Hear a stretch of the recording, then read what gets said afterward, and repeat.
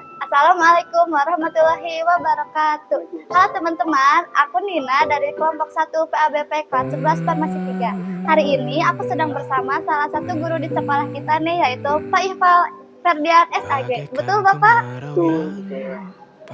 Bapak, gimana sih kabarnya hari ini? Alhamdulillah baik. Nina apa kabar? Alhamdulillah baik Pak. Bapak, akhir-akhir ini apa sih kesibukannya? Akhir-akhir ini alhamdulillah ngajar seperti biasa, sekolah dari Senin sampai Jumat, terus Sabtunya belajar, bukan ngajar tapi belajar, terus ngajar juga, minggunya ngajar juga, jadi full satu pekan ngajar alhamdulillah. Bapak, aku teh kan tahu tentang iman ya Pak.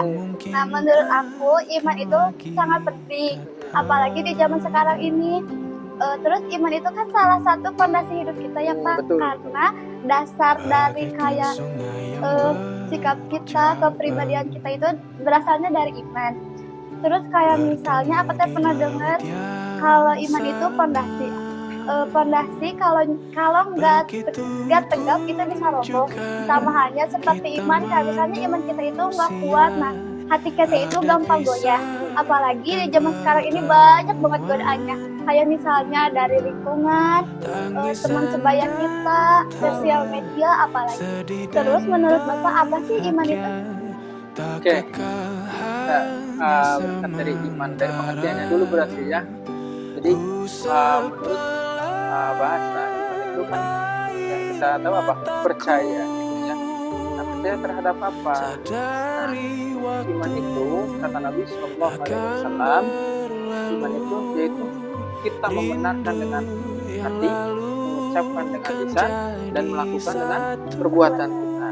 Nah, apa yang kita benarkan, apa yang kita ucapkan, apa yang kita lakukan, yaitu adalah syariat-syariat yang sudah Allah tentukan, yang sudah Allah kasih tahu melalui nabinya Muhammad SAW, dan kita patut ikuti. Jadi itu kita beriman. Ketika kita mengikuti apapun yang diperintahkan oleh Allah dan Rasulnya, maka kita sudah dikategorikan sebagai orang yang beriman. Terus Bapak, apakah iman dan kepercayaan itu sama? Iman dan kepercayaan itu ya sama. Iman kan dari bahasa Arab, percaya bahasa Indonesia, sama saja. Jadi iman itu kita percaya bahwa Allah itu ada, kita percaya bahwa Nabi itu ada diutus oleh Allah, terus malaikat juga ada ya yang menyampaikan wahyu, yang mencatat amal baik dan amal buruk di kanan kiri kita dan lain sebagainya. Kita percaya hari kiamat ada nanti, terus takdir baik buruk juga ada. Itu kita percaya dengan kuat, kita yakini di dalam hati kita, terus kita amalkan apapun yang Allah ridhoi, oleh Rasul kita cintai. Nah, kita lakukan. Itu iman, bentuk sebagai perwujudan atau bentuk rasa iman kita kepada apa yang kita yakini, apa yang kita percaya, seperti itu. Nah, terus kan kesibukan Bapak itu padat banget ya Pak, kayak dari Senin sampai Jumat itu ngajar di sekolah ini, Sabtu sampai Minggunya Bapak belajar. Nah, gimana sih cara Bapak meluangkan waktu konsisten buat beribadah? Oke, baik. Untuk menjaga konsistensi dalam beribadah itu kita harus, yang pertama, kita harus yakin dulu kita itu ibadah untuk siapa dan kepada siapa. Oke. Terus tujuan kita beribadah itu untuk apa? Nah, ketika kita sudah tahu minimal yang dua ini, kita tahu ibadah kepada siapa, tujuan kita ibadah itu untuk apa, maka ketika kita sudah memahami dua ini, maka insya Allah kita akan selalu konsisten dalam beribadah, baik yang wajib ataupun yang sunnah. Karena iman itu kan kadang naik, kadang turun, gitu kan ya? Ya, apalagi zaman sekarang kan banyak faktor-faktor yang mempengaruhi iman tersebut. Nah, bagaimana caranya kita untuk konsisten dalam iman itu?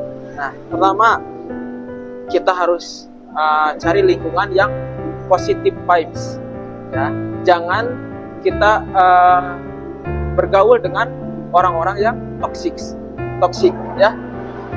Terus cari teman-teman yang soleh, yang bisa mengingatkan kita. Terus tingkatkan kualitas ibadah kita. Gitu. Jadi ketika iman kita down, ketika iman kita turun, maka setidaknya hal-hal yang wajib tidak kita tinggalkan. Kadang kalau kita iman turun itu yang wajib juga tidak dilaksanakan. Nah, ketika kita sudah konsisten dengan tadi lingkungannya baik, terus kita juga rajin misalkan baca Quran atau baca buku dan lain sebagainya, yang hal-hal yang positif. Ketika kita imannya sedang turun, maka minimal yang wajib tetap kita laksanakan meskipun sunnahnya tidak dilaksanakan. Gitu.